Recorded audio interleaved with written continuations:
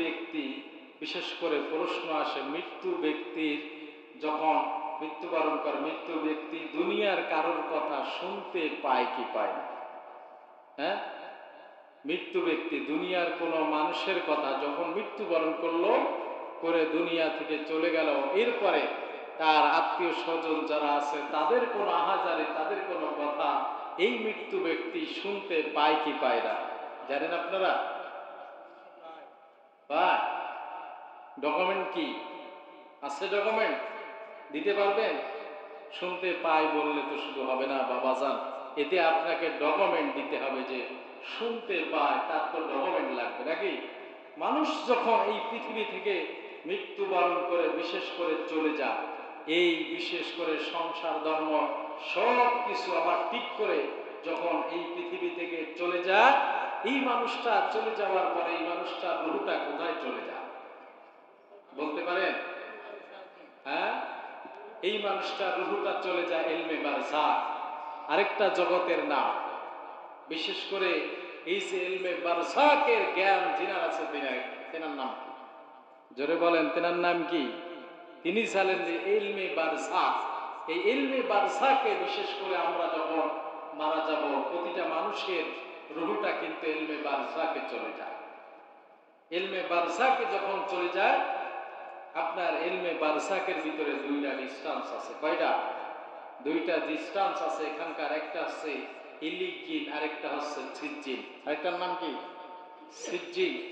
এই যে ইল্লিজিন আর সিজ্জিন, বিশেষ করে এই সম্পর্কে আপনার আমাদেরকে জানার দরকার আছে না নাই বলেন? আল্লাহ পাক রব্বুল আলামিন কোরআন কারিমে আয়াত নাযিল করলেন। আল্লাহ বলেন, কোরআন শোনো, 23 নম্বর সূরা, সূরাতুল মুমিনুনের 100 নম্বর আয়াত নাযিল করলেন। আল্লাহ পাক রব্বুল আলামিন বলে, ওমিন ওয়ারাইহিম বারযাকুন ইলা রাব্বিহিম ইউবআসুন। আল্লাহ পাক রব্বুল আলামিন বলে, তোমাদের সামনে রয়েছে বারযাক জীবন। এই বারযাক থেকে তার সামনে যে স্টেজ আছে সেটা হলো কিয়ামতের জীবন। কি আছে বলেন? কিয়ামতের জীবন।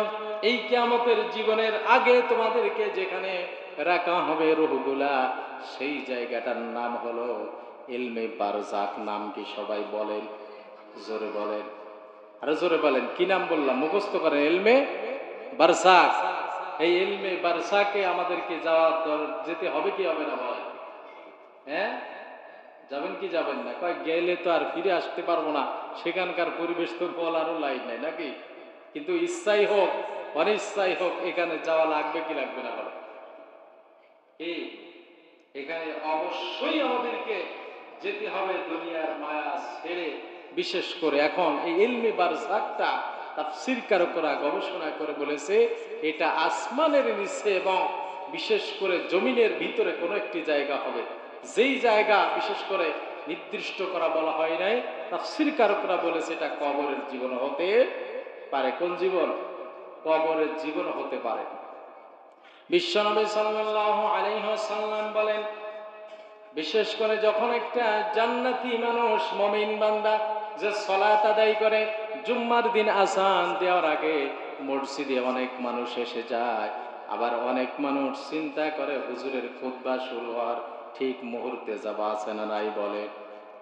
এই বেটা শুধু চিন্তা করে হুজুরের খুতবা শুরু হলে যাব। এ কিন্তু আসলে মহাব্বতে নামাজ পড়তে আসে না, আসে বউ তাড়া করবে তাই সমাজের লোক খারাপ বলবে, জন্য ঠিক কিনা বলেন?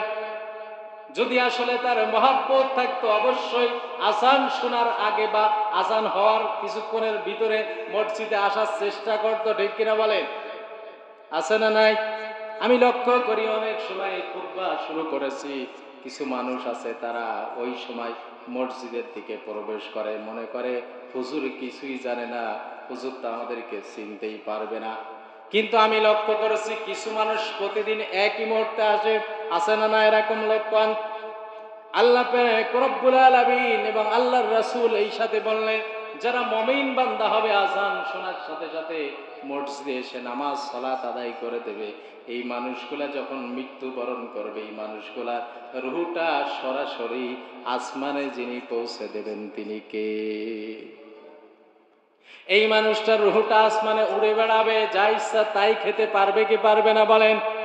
আবার বিশ্বনবী বললেন, যারা শহীদ হয়ে যায়, আল্লাহ দ্বীন কায়েমের জন্য জীবন দিয়ে দেয়, আল্লাহর হাবিব বলেন তাদের রুহটাকে পাখি বানিয়ে আল্লাহ বলবেন, যাও যাও জান্নাতের ভিতরে উড়ে বেড়াও। জোরে বলেন সুবহানাল্লাহ। পাখি হয়ে উড়তে মনে চায় কি চায় না? বলে যদি পাখি হইতে পারতাম চলে যেতাম বিশ্বনবীর রওজায়। ঠিক কিনা বলে? আছে না না? হ্যাঁ, পাখির মতো উড়তে যদি পারতাম তাহলে 7 লক্ষ টাকা খরচ করে হজ করা লাগতো না, চলে যেতাম বিশ্বনবীর রওজা। ঠিক কিনা বলেন? আশা আছে না না আপনাদের? আল্লাহর হাবিব সাল্লাল্লাহু আলাইহি ওয়াসাল্লাম বললেন, এই জন্য শহীদ হবে যারা, তারা এইভাবে পাখির মতো করে জান্নাতের ভিতরে উড়ে বেড়াবে। আর বিশেষ করে আপনার মুমিন বান্দা যারা হবে, তাদেরকে আল্লাহ পাক রব্বুল আলামিন তাদের রূহটাকে আসমানে তুলে নেবেন, নেয়ার পরে আবার সেই রূহটাকে কিন্তু এই বারজাকে ফিরিয়ে দেবেন, কিন্তু তাদের জীবনটা হবে জান্নাতি জীবন। জোরে বলেন সুবহানাল্লাহ। তাদের এই জীবনের ভিতরে কোনো কষ্ট যিনি দেবেন না, তিনি কে? জোরে চিল্লাই বলেন। কোনো কষ্ট আছে নাকি বলেন?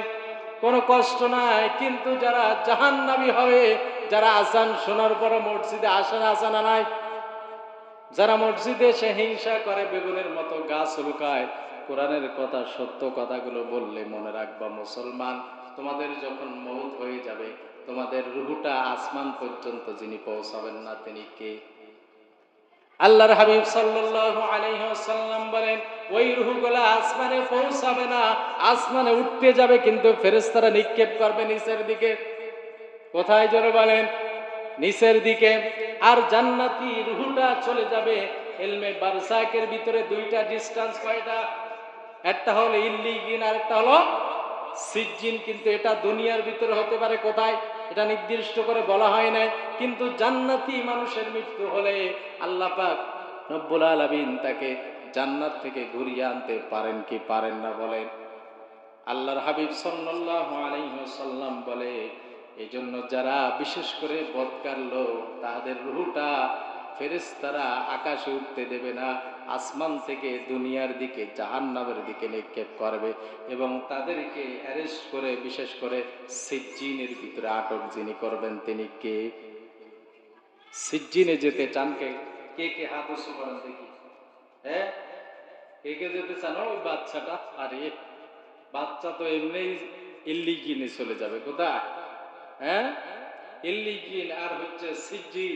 সিজ্জিন হচ্ছে জাহান্নামী মানুষের জন্য, আর ইল্লিগিন হচ্ছে জান্নাতি মানুষের জন্য, মুমিন বান্দাদের জন্য। এই মুমিন বান্দাদের বিশেষ করে আপনার ইল্লিগিনে যাওয়ার আশা করার দরকার আছে না নাই বলে? হ্যাঁ, এবার আসেন, আমি প্রশ্ন করেছিলাম যে কবরে যারা থাকে, তারা বা যারা মৃত্যুবরণ করে, করার পরে এতক্ষণ ধরে বর্ণনা দিলাম, রুহুটা দুই ভাগে ডিস্টেন্স হয়ে যায়। এরপরে আপনার বিশেষ করে কবরে যারা থাকে বা মৃত্যুবরণ করার পরে দুনিয়ার কোনো মানুষের কথা মানুষকে শুনতে পারে কিনা? দুনিয়ার কোন মানুষ, তার মা কাঁদছে, তার বাবা কাঁদে, সন্তান কাঁদে, বাবার জন্য আছে না নাই বলে? এরপরে সন্তান বাবার কবরের পাশে দাঁড়িয়ে যায়, দোয়া করে। কিন্তু কোরআন কারীমের ভিতরে সুন্দরভাবে বলা হলো, আপনার কোরআন শোনো 35 নম্বর সূরা সূরাতুল ফাতিরের আপনার 22 নম্বর আয়াতের ভিতরে আল্লাহ বললেন, ওয়ামা আনতা বিমুসমিইম মান ফিল কুবুর। আল্লাহ পাক রব্বুল আলামিন বলে, কবরে যারা থাকে তারা শুনতে পায় না, কিছুই শুনতে পায় না, তারা কোনো হাজারই শুনতে পায় না। কিন্তু আল্লাহ পাক এখানে আবার তাফসীর এসেছে, যদি আল্লাহ কাউকে নির্দিষ্ট করে শোনার মতো সুযোগ করে দেয়, একমাত্র সেই কিন্তু শুনতে পাবে। কারণ বিশ্বনবী সাল্লাল্লাহু আলাইহি ওয়াসাল্লাম এক জিহাদের ময়দানে কাফেররা যখন, বিশেষ করে বড় বড় কাফের, আবু জেহেল সহ আর বড় বড় কাফের যারা আছে, তখন তারা যখন মৃত্যুবরণ করলেন, এদেরকে যখন মেরে ফেললেন, হত্যা করে ফেললেন, এক কুয়ার ভিতরে ফেলার পরে বিশ্বনবী সেখানে দাঁড়িয়ে দিয়ে নাম ধরে ডেকেছিলেন। তখন সাহাবারা জিজ্ঞাসা করেছিলেন, আপনি যে তাদেরকে ডাকছেন তারা কি শুনতে পায়? বিশ্বনবী সেদিন বলেছিলেন, অবশ্যই তোমরা দাঁড়িয়ে আছো আমার পাশে, যেমন ভাবে আমি তাদেরকে ডাকছি নাম ধরে ধরে, তোমরা যেমন ভাবে শুনতে পাও তারাও তেমন ভাবে শুনতে পাচ্ছে। এই জন্য বলা হয়েছে, আল্লাহ কোরআন কারিমে বললেন,